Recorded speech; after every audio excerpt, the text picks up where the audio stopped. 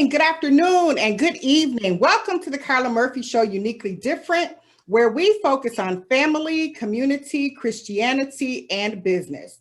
We know that our motto is let's gel, let's grow, earn, and learn together. We are excited about this show today. We are going to be enlightened. We're going to be encouraged to do better in our lives. We're going to be prepared to take some amazing steps towards having a great beginning. So without any further ado, we're going to begin this show with one who is going to talk to us about body sculpting. She is a young lady in the Buffalo, New York area. She works diligently to help people with their health and wellness. She sells other products to help with nutrition, Tava teas. If any of you have ever experienced that, Tava teas and coffees and vitamins. And so we are happy to have Miss Shanita Bradley here, who's going to talk to us this evening about making ourselves better. Good evening, Miss Shanita. Hello, everybody. Thank you so much for joining us, Miss Shanita. And what is the name of your business? It's called Consistent Body Sculpting. Consistent Body Sculpting. That sounds great. And so I know that you're located in the Buffalo, New York area. Whereabouts are you located? I am at 2830 Delaware Road, actually Delaware Avenue, right at Delaware Road in Kenmore, New York.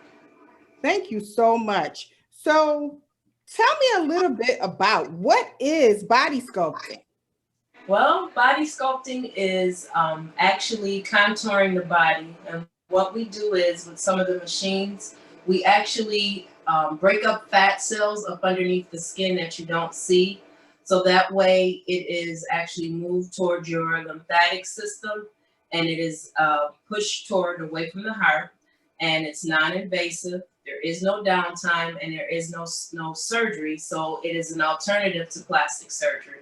It is the health and wellness way to do this. And what happens is you come in for a treatment or you come in and one of the heads on here is actually a contouring. So we actually sculpt and we go in, we use the ultrasonic gel and we actually break up fat cells. And as doing so, what I do is after that, I contour.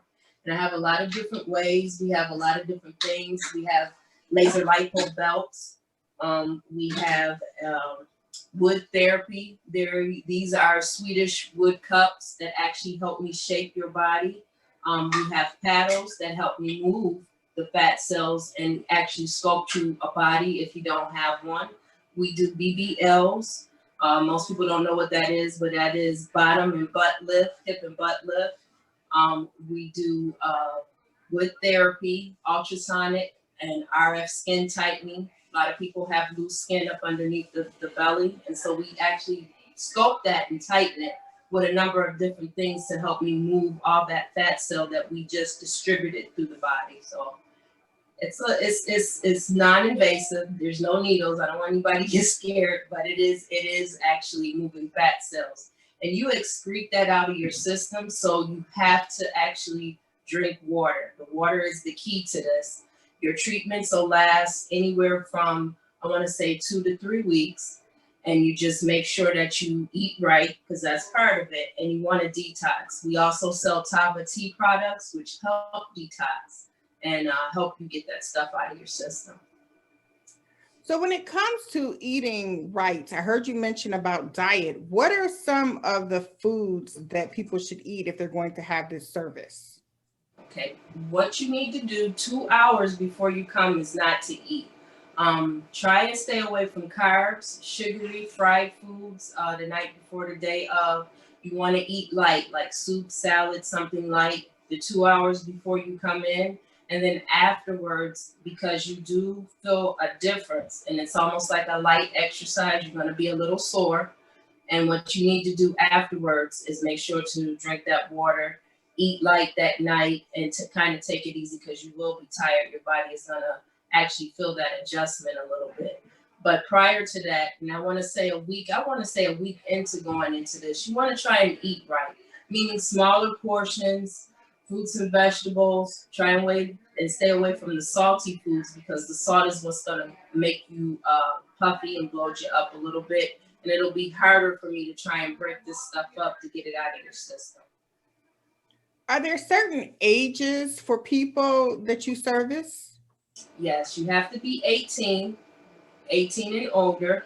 No younger than 18. You don't want anybody coming in with that, because you're still growing sometimes at that point, and your body and bones and things are trying to adjust. So you have to be 18 to come in, 18 and older, and we just try and help everybody. I mean, it doesn't necessarily have to stop you from coming in if you have swelling in the legs or anything like that. What we do is we do consultations. A lot of these things are done where I do it via Zoom, and you're in the comfort of your home, and I'm here at the studio, and I'm actually going over your problem areas, things that you may want to change, things that I need to know what you need to change. And then we go over a plan, and we come up with some kind of plan for you. And then that's when pricing and things come in, so that we can help you with your weight loss goals. Okay, sounds good. So, can you tell the viewers and listening audience what type of preparation you had to have to become a professional who can sculpt bodies? Okay, right now in the state of New York, you have to be certified. They have not mandated it so that you have to have a license, like an esthetician's license or cosmetology license. So right now, you are able to get all of your certifications, and there's about maybe 7 or 8 of them. Different machines, sauna blankets, RF skin tightening, radioactive, all of those things have different levels, and you have to have your certificates in those things. They may change it. New York State is a stickler. We all know how New York State is. And they may change some things, but as of right now, you just need to be certified. Okay. So do you sell any other types of products? I know that you mentioned about Tava tea, but what other aids can you speak to us about to help with the process? Okay. Right now, what I do is after your treatments, a lot of people don't know about waist training, and I have different size waist belts. This one here has our logo on it, and it's a holder for your cell phone. You need to probably wear one of these when you leave here. You can exercise in this one because it is light and it moves. I have different sizes. I also offer creams, slimming creams, tight skin tightening creams, belly patches to help aid in between after you come through with service. So say for instance, you get full body, and 3 weeks from then, you don't want to go to that 4th week, you need to come in for treatment. So you would be wearing a waist belt. You would either have slimming creams, or you would come in for a treatment that would actually, like the sauna blanket, detoxify your system. So those are some of the other things that I sell here at the shop. What are some of the reasons that people utilize your services? Well, a lot of us have stubborn fat that we can't get rid of on our own. We may have tried to diet and exercise. We may have tried to do different things, and that stubbornness just won't go away. So that's where I come into play, and I help actually try and help you start out to get rid of that. If you're really serious about body sculpting, anybody knows that it gives you that hourglass look.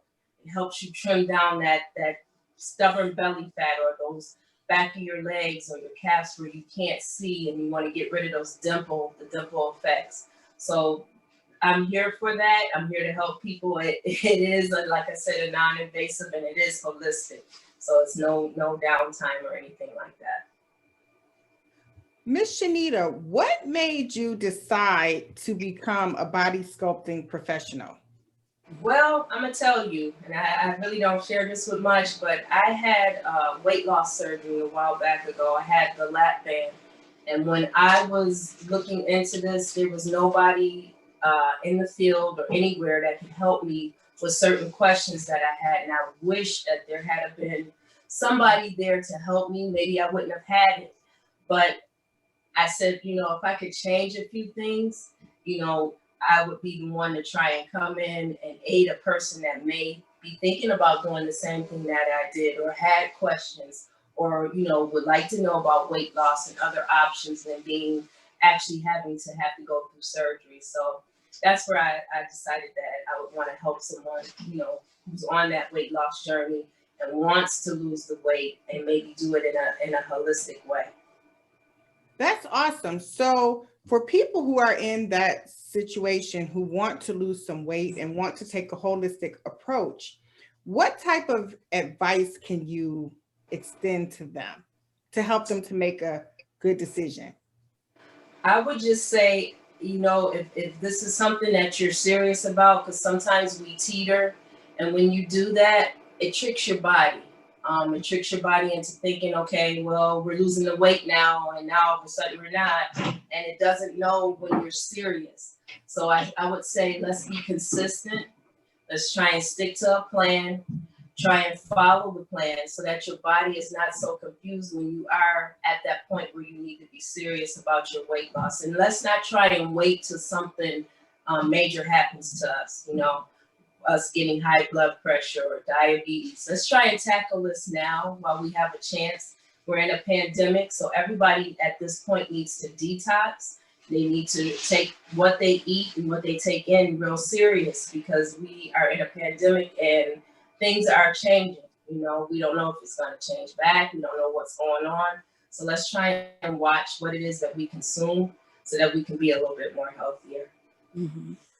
Ms. Shanita, thank you so much for coming on and sharing this helpful information about how we can become healthier and how life can be better for us. So I thank you so much. And for the viewers and the listeners, what is the best way to reach you? Tell us your business information again and the best way to reach you. Okay, I am at, like I said, the 2830 Delaware Avenue in Kenmore, New York. You need to set an appointment. So the phone number here to the business is 716-316-0145. Or you can go on to Facebook and Instagram, and there's a business page and there's a IG page. Or if you want to come in and make an appointment, you can book on Consistent Body Sculpting .glossgenius.com, and I'll get your request for whatever service it is that you pick, and then we can go over certain things if you need to have a consultation. So again, the telephone number and that site that you said, Consistent Body Sculpting, give us that information. It's consistentbodysculpting.glossgenius.com, and then the telephone number is 716-316-0145. Ms. Shanita, we're wishing you all the best. We thank you so much for coming and sharing on the Carla Murphy Show, for truly you are uniquely different. So thank you so much. And we'll be looking forward to hearing more about consistent body sculpting. So thank you, and you stay safe out there. I know that it's time to get back to get prepared for your next client. So we thank you so much for coming and sharing with us today. Thank you. You're welcome. Bye. Bye-bye. Next up, we're so happy to have with us a financial literacy professional by the name of Mr. Omar Overstreet. He is certainly not a stranger to the Carla Murphy Show, and he's here in the Buffalo, New York area. He works a lot in the Monroe County area as well, and he can service you no matter where you are. We know that when you have a background in financial literacy, it can work all over the world. So this is a global skill that he's worked very hard to develop. And we are happy to have Mr. Omar Overstreet, who is here, and he's going to talk to us today about setting a budget, saving more money, and managing your credit. Who couldn't use these services from Mr. Omar Overstreet? So Mr. Omar, thank you so much for joining us. And we are waiting patiently to hear from you. So Mr. Omar, take it away. All right, thanks for having me on, Carla. I appreciate it so much. Thank you. I am going to jump right in regarding setting a budget. One thing about a budget is it does mean there is structure to how you're spending. If you look at a budget and current spending, it can help you figure out how to save more money. Or avoid taking out more debt or paying on things that you really need. Sometimes the reason that we take out a loan or are in debt is not because we don't have the money, it's because we haven't budgeted properly. So there are 4 things that usually I advise my clients four main things. The one thing is to identify your sources of income. So see where you have money coming in from, whether it's your job, if you have a second job, if you're investing in stock and you're getting dividends, whatever your money is coming from, you need to recognize and identify that. And also write this stuff down. It ought to be a paper, or you should have an app or QuickBooks, something where you have this, where you can see it. Because when you see it, it's like a goal. When you see your goal, you achieve your goal. So if you see where the money is going, you see what's coming in, then you have a more realistic outlook on what you can do. And the second thing is take charge of your spending. And the reason I say this is because it's going to take some discipline to set a budget. Sure, it's not going to be 100% dead on, but set a goal that's at least 90% dead on. If you're new to budgeting, maybe you want to be 70% dead on. Then you'll grow into it. But you have to take charge of your spending, because nobody's going to invest in you like you. So if you're waiting on somebody else to invest in you, you may be waiting a long time, because nobody's going to do it like the way you're going to do it, because this is your life. So a lot of times they come to me and say, I want you to set up a plan for me, or I'm putting up this much away. I want to put this away. Sure, I can put it away for you. But then they'll say, well, I don't want to touch it. Well, you have to have willpower not to touch it. I can't tell you not to touch your money. It's your money. I can't there's no lock, there's no padlock I have here, and I put a padlock on it and you can't go in there. So you need to take charge of your spending. A third thing is cover your necessities. Take care of your necessities. Food, clothing, shelter, whatever you think your necessities are, first of all, make sure they're necessities. You going to the mall may not be a necessity. It may be something that maybe need to be budgeted out. Maybe if you're going every week, let's try to go 2 times out the month. We can do 2 times, because you could take that money and put that money somewhere else. And the reason I'm so hard on it these days is because of this COVID-19 exposed a lot of people who weren't saving. This was major exposure, where people lost their jobs and they were waiting 8 weeks, 9 weeks for unemployment, and they were barely making it. People were coming, taking out loans at, an unsecured loan has a high interest rate. I need $10,000, but you weren't saving anything. You weren't budgeting. So budgeting and saving kind of goes hand in hand, but you want to make sure you cover your necessities. So if it's something where you look at this budget and you say, listen, I'm doing this every week. Some stuff, I want you to have fun. If you like getting your nails done, go get your nails done. You like going to the barbershop, go to the barbershop. I'm not saying don't do that, because you want to look good, because you want to present yourself well. But it's other stuff that's in there. Maybe you want to go to, Longhorn or something like that. You might have to stay home and cook that week. If you can't cook, that's what YouTube is for. You can learn. So it's some things you have to do. Some sacrifices have to be made if you want to get in this budget. And then the fourth thing regarding setting a budget is deciding where you want your money to go. This is a business decision. Your life is a business. You treat it as such. There are business decisions that need to be made. If you have kids, the kids are in the budget. You make sure you take care of yourself. You should be in the budget. There should be something that you're doing that's fun, that's in the budget. If you want to go to the movies, maybe you don't need the popcorn in the movie. Sneak some food in. I didn't say that. But, I didn't say that. Take that back. But do what you need to do to cut a corner regarding that budget, regarding where you want your money to go. Car insurance is a necessity. Other stuff, gas is a necessity. If you got somewhere that, has cheaper gas, go there. If you got, don't fall in love with one insurance company. You should be checking your insurance every 2 years. you should be shopping around. And you might find somebody that has better insurance with a lower rate. So you can save money that way as well. There's a lot of ways to save money, if you got cable, go over that cable. You got Telemundo, you don't speak Spanish. You shouldn't that's a station you shouldn't have. Maybe you should look into getting Hulu or something like that. So look at that in that sense. Treat it like a business.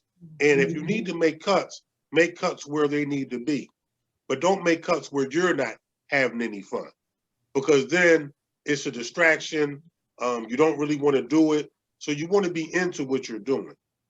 And that's as far as setting a budget, saving more money.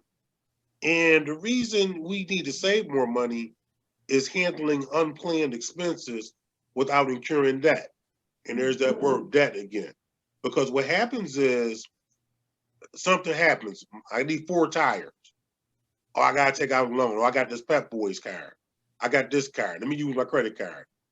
No, tires should be something that you should have in your savings account that you should be able to go in there and take care of that.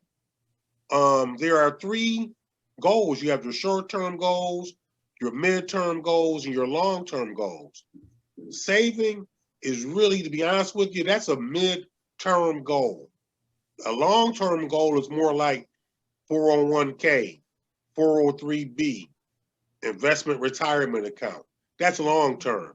A mid-term goal is actually a savings account. So you can have more than one. If you have one savings account for emergencies, you could have another one where you're just putting one up. You could have one for the kids, whatever you want to do. But you want to make sure that you are taking care of yourself regarding these goals. Ideally, you should have enough cash to cover 6 months of your expenses. This is ideally. This doesn't happen overnight. So if you don't have 6 months now, it's something to strive for. Maybe you just have 3 months. I remember years ago, 3 months was the goal.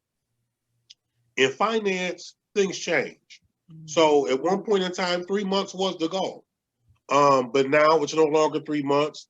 They want you to have enough for 6 months to withstand a storm, so to speak. And I know stuff happens, you may dip in it for anything, but don't dip in it for the wrong thing. If somebody calls you and they want to borrow some money, that's not the money that you loan out.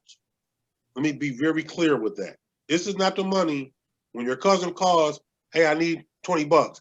No, this is not the savings account. You don't go in there to give them $20. If you have something liquid or loose in your checking account or at home, that's where you go there. The savings account is not for that, not by any means of the imagination. Because once again, we are trying to keep debt down. And the number one way to keep debt down is to save. There is no other way. There is no other way.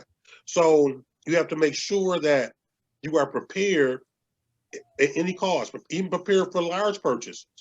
I've seen a lot of people, when they got these stimulus checks, I've seen big screen TVs going everywhere. I've seen them on top of cars and going to Walmart, people walking them out. No, that's not what should have happened there. And I'm glad I had a few people that came to me to ask me what to do. That's where you save or invest. That's free money. You can get a TV later. TV's always going to be on sale. A TV is something you watch, but it's not something that's going to pay a bill. You understand what I'm saying? So you want to make sure that you're smart about what you're doing, because it goes right into the credit. And so when people look at their credit score and they say, oh man, I'm trying to get my credit together, I don't know what's going on. But there's a formula to your credit score. Your payment history to your credit score is 35% of your credit score. What your payment history is how often do you make payments on time? Now, with that being said, on time means that you're not past 30 days late. Anything past 30 days is reported to the credit bureau. If something happens and it comes on an off week and you're going to pay it the following week, that's fine. Don't get bent out of shape about that. That's not going to be reported to the credit bureau. But your payment history is 35% of your score. Credit utilization is 30% of your score. Now, with that being said, that means do not max out your credit card. If you have a credit card and it's $300 limit, don't use more than $100. It shouldn't be more than 30%, because when you get to using more than 30%, then your credit goes down because your credit utilization is high, and they look at that. So if it's something where you say, oh man, my credit keeps fluctuating, it's going up and down, I don't know what's going on, well, don't max out your credit card. The credit card is for an emergency. The credit card, you just don't whip that out, here, throw it out. No, that's not how it works. You want to make sure that you're using no more than 30% of any credit that you have. If you have multiple credit cards, you want to make sure that out of those 3 cards combined, that you're not using more than 30% of that limit. If you do use more than 30%, that is going to hurt your credit score significantly. The length of credit history, that's 15% of your credit. So how long have you had this car loan? How long have you had this mortgage? The length of that is 15% of your credit. Okay, so you have to make sure that if something happens, you pay off your house, okay, your score may take a dip, but it will rise back up because you have something else on credit that you can take care of it. So it's not like something that you would worry about. Your credit mix is 10% of your credit, and that's just what it is. It's a credit mix. How many credit cards do you have? If you have more than 4 credit cards, you got too many. You got too many. I can't even dress it up or doctor it up. You got more than 4. Why? What's going on? Then now we need to have a talk, because now that means you're dipping in there. You don't need more than 3 tops. And another thing about credit cards, if you're not going to use it, don't ever call to get it shut down, because that hurts the credit. Just don't use it. Something happens that's called informal status.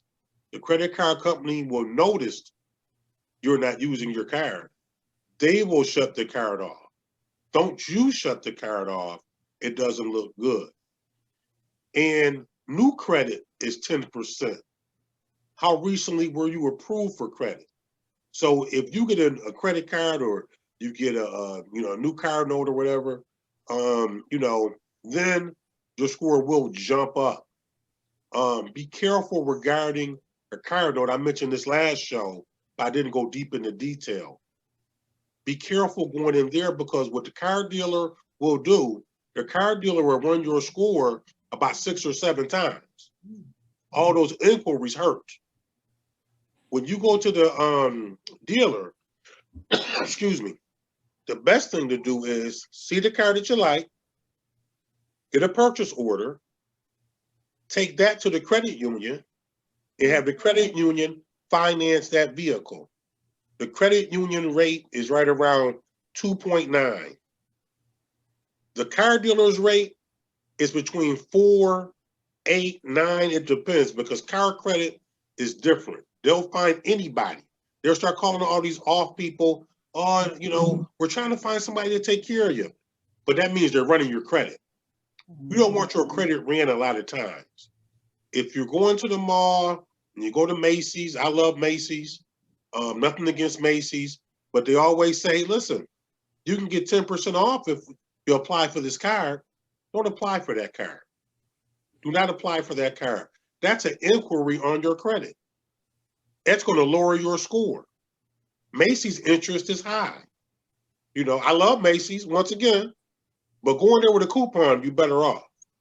So those would be, my 3 things. And also be aware that your personal, if you do have a business and you are watching this, your personal credit has a lot to do with your business credit. Do not get it intertwined. Your business technically doesn't have a credit score. What your business has is a risk rating. It's a 2-digit number. A good number to be at is right around 13, but it combines with your personal credit score. So if your credit score isn't up to par, it's going to lower your business credit per se. So if you need something for your business, you need a business credit card, you need working capital, you can't get it, not because the business isn't any good, it's because you haven't took time out regarding the credit.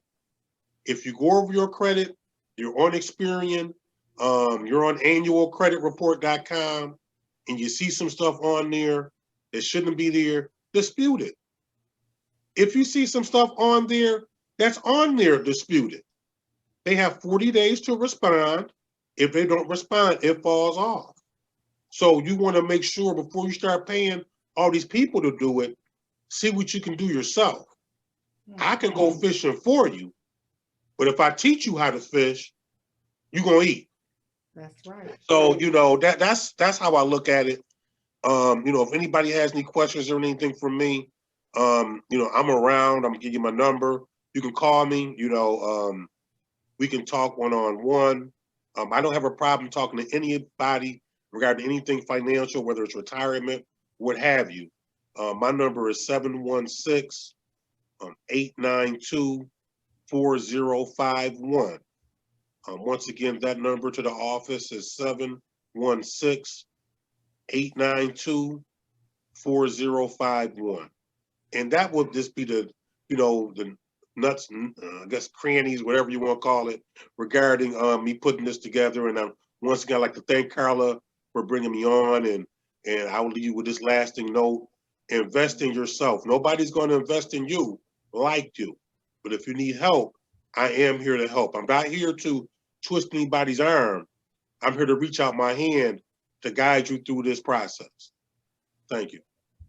Mr. Omar, I appreciate you. That was a dynamite presentation. It was actually excellent and definitely timely for many. And so the viewers and the listening audience, I'm sure that we gleaned a lot from your presentation.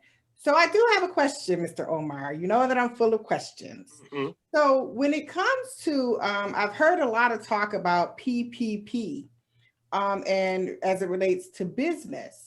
Can you talk a little bit about that? Sure. The PPP, I work with the Small Business Administration. I'm on the SBA CARES team, and I'm working with the PPP diligently. So the PPP is something, payment protection program. This is technically the third draw. It helps you out as far as payroll. Now, with that being said, if you are a sole proprietor, as long as you have your income on your Schedule C's tax return, you are eligible for the PPP. As long as you've been in business over a year, you're eligible right now for the PPP. What happens lately is a lot of people haven't been paying themselves, and so they are not eligible. But as long as you fit the criteria, I don't care if you drive Uber, Lyft, if you're putting that income on your tax return, you are eligible.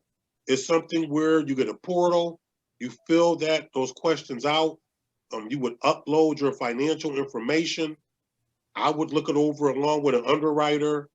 We would get it over to the SBA, and you would be funded. And it's not I want to say it's about 70% of what you would have took in. It's free money. There are no strings attached. Anything under 150,000 is forgiven. The forgiveness process is a different process. It's something that I would guide you through. There's a form called a 3308S form that they're doing now. It's one form. It's one piece of paper. You fill it out. We will go over a few things, and then we will get it forgiven. Just make sure you keep track on what you're spending on. And I can tell you right now, after I was in a meeting with them this morning, there is not going to be another round after this one. So it's scheduled to go to May 30th. However, there is $20 billion left. And I can tell you how that works. A couple of weeks ago, there was $40 billion. So this money goes by fast. And if it's something where you do want to apply, I need you, whoever is listening, I need you to call me ASAP. There is no delay in calling because we have to go through the process. I need to talk to you and get you through. So that's what the PPP, that includes non-for-profits, any churches, you are eligible for the PPP. I've talked to many churches, and there are some that still haven't taken advantage of it. By all means, give me a call, and then, I'll walk you right through it. Thank you so much for sharing about that. For certainly, though, that's definitely a benefit that can help a lot of people, and particularly since it's free money. And so, thank you so much for sharing. I know that being a business developer and working with several people, especially young people, youngpreneurs, where my heart is, they've asked a lot of questions about the PPP, and just in doing research, I'm somewhat familiar with it. But I do have a question for you. For instance, if there are youngpreneurs who've been in business, say less than a year, are there any options that they may be able to take advantage of getting some assistance? They can't do the PPP. However, there is a workshop coming up. I'm sorry, 'cause everything I got around here is work stuff, but there is a workshop coming up on May 3rd. And there is a link that I can send them.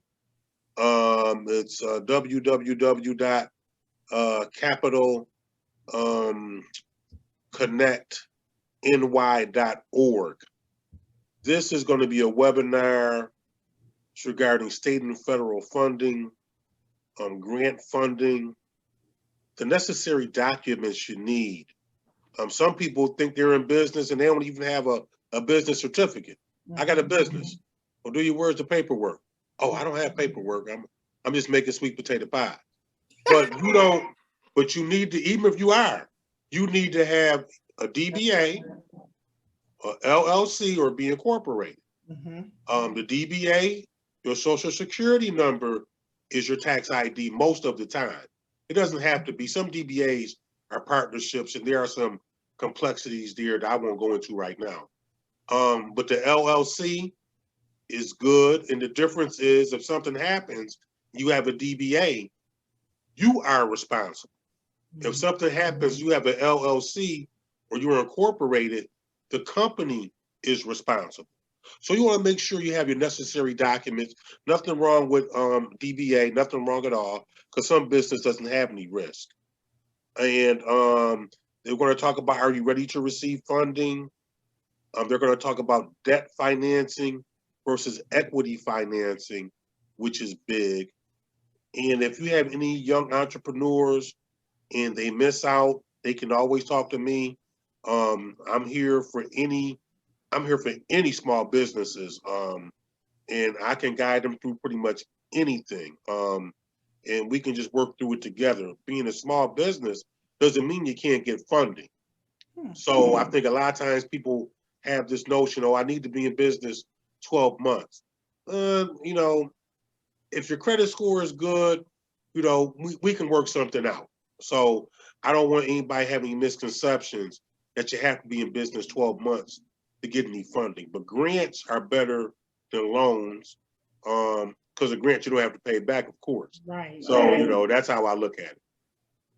Thank you so much for sharing. We really appreciate you. And that's helpful information, for truly, we know that Youngpreneurs Alliance, a group of young people from the ages of 4 up until 25, I work to resource them and their families so that they can help to develop their businesses and to be successful. So I'm so grateful for the partnerships that we form, and we will definitely be looking forward to connecting with you, Mr. Omar. So again, for the viewers and the listening audience, please provide your office number so that we can reach out to you. Once again, my office number is 716-892-4051. I am in the office Monday through Friday. from 9 a.m. to 4 p.m. Monday through Thursday. On Friday, I am in office 9 a.m. to 5 p.m. If there's something going on, you can't make it in the office, we can meet via Zoom.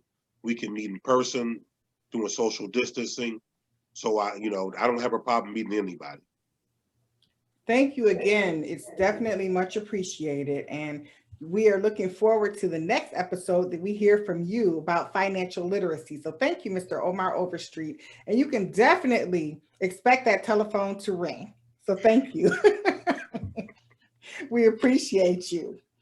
Next up, she's waited patiently. And we have with us an EOP counselor from Monroe County Community College. It is none other than Miss Brittany Granville. Monroe Community College was actually established around 1964.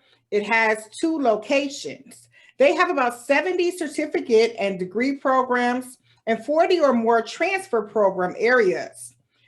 They have approximately 30% of their full-time students and about 70% part-time students. They also have state-of-the-art facilities. They have a $17 million career technology center, a $16.3 million campus where it's campus-wide geothermal-based heating and cooling and air conditioning systems. $1.25 million has been spent on renovation to the Life Sciences building. MCCC, Monroe County Community College, is one of the county's largest employers, and they have an economic impact on almost $100 million a year. It's felt locally, regionally, and globally. MCCC, they offer 3 Upward Bound programs. They have a destination dance school with youth dance troupes and instruction. They have a youth VEX robotics program and a full slate of summer camps. We are so happy to have with us this evening Ms. Brittany Granville, EOP counselor, who is going to talk to us about college preparation. So good evening, Ms. Brittany, and welcome to the Carla Murphy Show, for truly you are uniquely different. Thank you. What a great introduction. So we actually, we call it MCC, is our Monroe Community College. And so EOP, I work in the EOP department, and it was actually started in 1967. The formal name for it is called the Arthur O. Eve Higher Educational Opportunity Program. For community colleges, our acronym is EOP, and then for like private institutions, they're called HEOP. So basically, our motto is just to promote scholarship, academic success. EOP it's for students who are kind of, they're at the, I guess, how can I say this in like I'm stumbling over my words, but like, it's kind of like for like BC students. So students who kind of would not get into college by general admissions, they apply for EOP and then they're entered through EOP. We provide counseling, tutoring, academic support, a pre-summer orientation for pre-freshmen. And so I guess, yeah, that's in a nutshell, EOP. All right, great. So what are some of the guidelines of the program for acceptance into the EOP program? So for EOP, you have to be first generation and you have to be full-time. Those are the main 2 requirements. You also have to be a New York State resident for at least 12 months in order to qualify. You have to be academically and economically qualified. So there are specific income guidelines that we go by. And as I mentioned before, you have to be like a BC range student. So between 79 GPA to 83% GPA. Okay. All right. That sounds good. So what are some of the benefits of participating in EOP? EOP is like a family. We have it's an unofficial motto of once EOP, always EOP. And starting at the community college level, we're EOP family where we have our own in-house tutors. So we hire them, we vet them, and they work one-on-one with our students. We offer counseling, so we meet monthly. It's required monthly, but we also meet a little bit more in case students need, something comes up or they have questions or they need to meet. We also do the pre-freshman orientation, which is between 4 and 5 weeks. Before COVID, it was in person. So MCC does have dorms. So our students lived on campus. They got to experience what it's like living in a college residence. They also take math and English classes and also study hall. So we have our tutors meet with them to study as well. So in regards to the pre-freshman orientation experience, can you tell us a little bit more about what they do during that time? Mm-hmm. So we do have a college orientation course, which basically goes over what to expect from college. What is it like, what the classes will be like, how you find your major, what major would be best for you. Also locating different offices on campus. So where's the financial aid office? How do you get to the science building? That type of thing. Also, they eat together. So we do provide meals. Fridays was reserved for field trips. So we go to different places. Like we might go to like the Corning Museum of Glass, or we might go like on a hike. So there's different things that we provide to try to bring the cohort together, because they're all starting at the same time and they're all in the program, to get them acquainted with each other and with the college experience. Nice. Because of COVID last year, everything was remote, so it was a bit different. Somewhat challenging, but I'm sure it was exciting. Mm-hmm. Exciting. So just from conversation with you, you may have some personal experience with EOP that you'd like to share. Yes, so I actually am an EOP alum, and once EOP, always EOP. So I have my t-shirt on. All right. But I actually started at MCC as an EOP student, and then I transferred to Brockport and remained an EOP student. Some of the benefits that I forgot to mention about EOP is that once you graduate, if you want to get your master's, you can also get the graduate opportunity program, get into that, which they help cover the cost of graduate school for you and your materials. That's great. That's one of the great perks as well. But I enjoy being a part of EOP. It's different between being at a junior college and then transferring to a four-year institution, just because it's a lot bigger, but the family dynamic still is the same. It's still consistent. That's great. So when it comes to doing EOP, providing EOP counseling, I know that you do a lot of one-on-one sessions. During those times, can you speak generally about what level of support you're able to provide to students who are involved with EOP? Yes. So in order to be an EOP counselor, you have to have a counseling degree.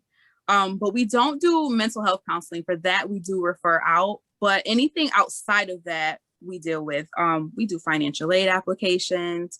Sometimes students just need to just vent about what's going on. So we're a listening ear for that. We also advise and help guide career choices.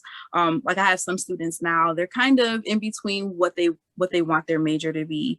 So they're switching either from liberal arts to something else like computer sciences. So just walking that path with them to see what it is that their end goal is and just holding their hand along the process. That's awesome. So does every EOP student get a counselor, or how does that process work? Yes, every EOP student is assigned a counselor. So as a counselor, we do have a roster of students that we manage. We touch base with. It's been a little bit difficult for during COVID because of the face-to-face interaction. Like most of our students like to come in and see us. So it is a bit hard not being able to see them, but we do reach out by phone. A lot of times students provide their personal email address. If I can't reach them through their MCC email, I might send them like their Gmail and I get a response that way. But yeah, we're very interactive with our students, and they call us. We have we're connected to our office phones now, so they're able to call us and it'll ring, leave a voicemail. Nice. So with EOP students and through the counseling services that are provided, do you have any means of connecting them within the community? We do. So our director makes sure that we have a list of references to area, like if they need mental health or if there's resources. That's what I was looking for. I'm sorry. But yeah, there's a resource community in Monroe County that our director is a part of. So she'll let us know, like, there's this event going on, or there's this drive. Like when COVID first hit, there was rental assistance. So she let us know that if any of our students are struggling in that area, we can reach out to them and let them know that this resource is available, calling 211. So yeah, there's a whole list of different resources that are available. We also, on our MCC website, there's a lot of resources that we can refer to students, because we're housed under student affairs. Okay. So our student affairs department has a lot of information that we can spread to the students. I love that. That's absolutely phenomenal. And so, Miss Brittany, we know that we're quickly approaching the time when students will be making decisions on whether they're going to pursue learning and life skills, or they're going to go into the workforce, or they're actually going to move into higher education. What are some of the perks and the selling points of coming to Monroe Community College to be a part of that family and the culture? Well, we have all of that. We have skilled trade programs at MCC, as well as transfer programs. So we have associate degrees that are associate in applied science, which prepares students for going into the career after they graduate. But we also have associates in science that prepares them for transferring. But we also have the skilled trades housed under our EduWIS department. So if they come in, apply, meet with us, we can guide them based on what it is that we're hearing that they want to do. We help them with the research, and if it's something that we're not really familiar with, we can always refer them to either the departments directly or to the career services department, and they're really good about that as well. So I mean, MCC has it all. So just I request that students just apply, and when they're filling out their application, there is a box on the application that asks them, are they interested in EOP? So as long as they check that box, their application will come to us as well as to admissions. Thank you so much. So if a student is in the New York State, in the area, if they're looking to find a community college, Monroe County certainly sounds like an exciting place to be. And so we want to thank you so much for coming and sharing. And I would like to ask you one additional question, Ms. Brittany. As students are looking to make that amazing decision to move forward into higher education, do you have any advice that you can give to them as they're reviewing schools or looking online and working with their families towards making a decision? Do you have any advice that you can give to them to help them along the way? I would look and see what's being offered. In addition to going to the school because you're interested in obtaining that degree, you also want to look and see what the surrounding area is like. Because you'll be living on that campus eventually. So you want to get the most experience. But outside of that too, what else is the school offering as far as financially? How much is it going to cost you? Are you eligible for financial aid? And is your financial aid going to cover the cost of going to that school? If not, are they offering you scholarships? Will you have to take out student loans? Those are things that I would have students look into as well. And how far away is it from your home? Are you going to want to go home every weekend? Is it far, or do you want to get away from your family and need a break? Is it far enough for you? But the main thing that outside of making sure that they have the program that you're looking for is financially, because that's one of the main things that is going on nowadays. People are taking out so much student loan debt, and it's becoming harder to repay. So if it's costing you $100,000 to go to a school, but your career option is only going to make you $40,000 a year, that's something to think about. Or can you get that same education at a junior college like MCC and then transfer to a 4-year school and go public instead of private and save a couple $100,000? Mm-hmm. Thank you so much. This has been a wonderful presentation. And so, Ms. Brittany, we thank you so much for sharing and being so open. And certainly, like I said, if there's anyone looking for a college or seeking higher education, Monroe Community College is an amazing place to be. You will have support there. You will get enriched. You will be entertained. You will be enlightened. And you can reach out to Ms. Brittany Granville. Ms. Brittany, what is the best way for people to reach you?